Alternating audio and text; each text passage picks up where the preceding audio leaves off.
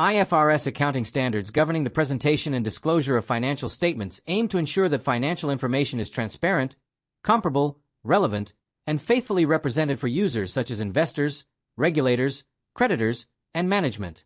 The presentation framework emphasizes consistency in reporting while allowing users to evaluate an entity's financial position, performance, and cash-generating ability effectively. IFRS accounting standards require financial statements to present information fairly and provide disclosures that support informed economic decision-making. The primary objective is to communicate financial results and economic resources clearly while reflecting the substance of transactions rather than merely their legal form. Within the DIP-IFR syllabus, understanding financial statement presentation is essential because presentation quality directly affects the usefulness, credibility, and comparability of international financial reporting across industries and jurisdictions.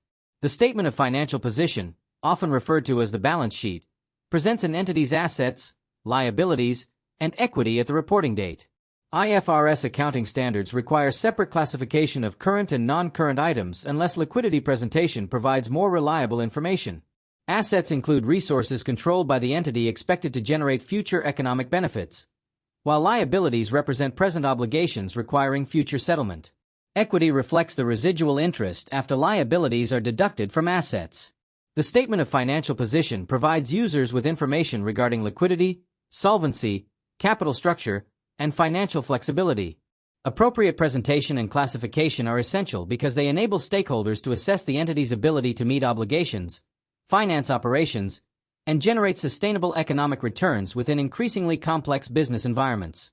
The statements of financial performance includes the statement of profit or loss and, where applicable, other comprehensive income.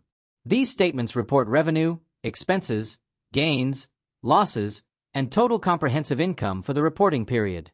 IFRS accounting standards require entities to distinguish between continuing operations and discontinued operations to improve transparency regarding future performance expectations.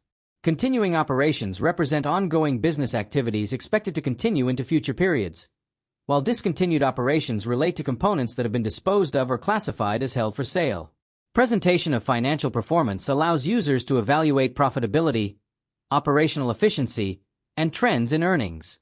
Proper classification and disclosure are important because they affect investment analysis, valuation models, and stakeholder assessment of long-term organizational sustainability.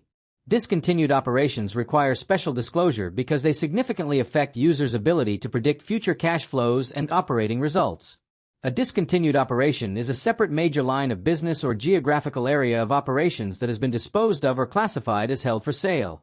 IFRS accounting standards require results of discontinued operations to be presented separately from continuing operations within the statement of profit or loss.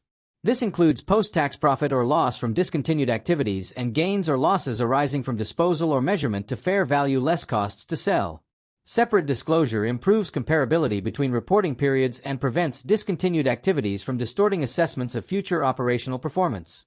Investors and analysts rely heavily on this distinction when evaluating sustainable profitability and future business prospects. Non-current assets held for sale are governed by IFRS requirements that apply when recovery of carrying amount is expected primarily through sale rather than continued use. Assets or disposal groups are classified as held for sale when management is committed to a sale plan. The asset is available for immediate sale, and the transaction is highly probable within 12 months. Once classified, these assets are measured at the lower of carrying amount and fair value less costs to sell, and depreciation generally ceases. The classification and separate presentation of held-for-sale assets improve transparency regarding planned disposals and changes in operational strategy. Proper accounting treatment ensures that financial statements reflect realistic recoverable values and anticipated future economic benefits accurately. A fundamental principle underlying IFRS presentation requirements is fair presentation, which requires financial statements to faithfully represent the financial effects of transactions, events, and conditions. Fair presentation involves compliance with IFRS accounting standards while ensuring neutrality, completeness, consistency, and relevance in reporting. The principle also incorporates key accounting concepts such as accrual accounting, going concern, materiality, consistency, prudence, and substance over form. Entities must provide additional disclosures when compliance with specific standards alone is insufficient for users to understand financial impacts fully. Fair presentation strengthens investor confidence and supports reliable economic decision-making by ensuring that financial statements communicate economic reality rather than manipulated or incomplete information. Professional judgment, therefore, plays an essential role in achieving high-quality financial reporting. Overall, IFRS requirements governing presentation and disclosure in financial statements provide a structured framework for communicating financial information effectively and transparently. Through standardized presentation of financial position, financial performance, discontinued operations, and held-for-sale assets, IFRS enhances comparability and reliability across reporting entities and international markets. The principles of fair presentation and faithful representation ensure that financial statements reflect economic substance while supporting informed decision-making by investors, regulators, creditors, and other stakeholders. Understanding these presentation requirements is essential for DIP-IFR candidates because presentation quality directly influences financial analysis, investment evaluation, corporate governance, and stakeholder confidence.